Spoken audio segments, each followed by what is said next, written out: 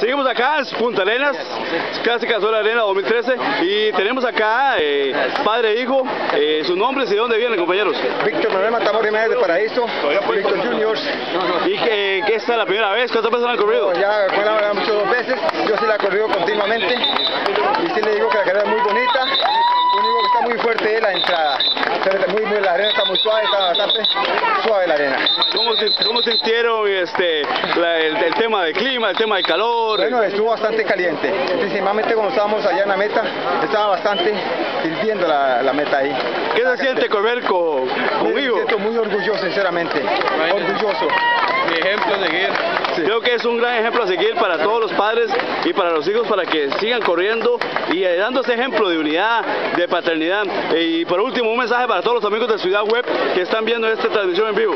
Bueno, le agradecemos mucho por la transmisión y que Dios llene bendiciones y que sigamos adelante.